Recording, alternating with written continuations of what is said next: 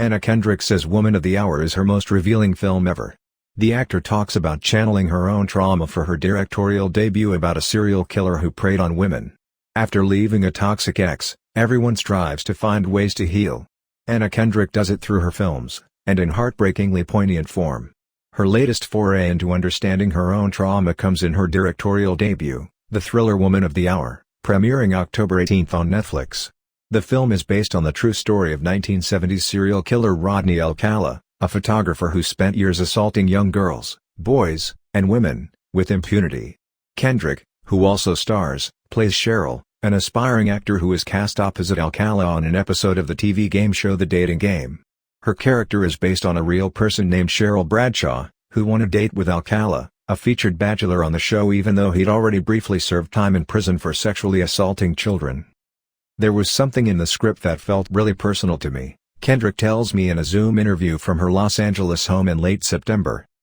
Kendrick says she's lately been drawn to dark stories centered around men who are very unwell, and the repercussions of their actions on everyone around them.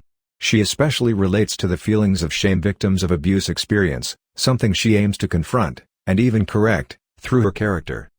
Kendrick's version of Sheryl struggles to navigate the sexism of 1970s Hollywood casting directors, but ditches her all-too-agreeable persona once she appears on The Dating Game, leaning into her authentic self with intelligence and Kendrick's trademark fast-talking humor. The film seamlessly balances comedy and suspense through Sheryl, who navigates the world by trying to please everyone in ways that are at times laughingly ridiculous or painfully familiar. The last time I interviewed Kendrick, it was for her film Alice Darling, about a woman ending an emotionally abusive relationship. She spoke candidly about an ex who had shattered her self-esteem, gaslit her into believing the abuse wasn't real, and made her question reality.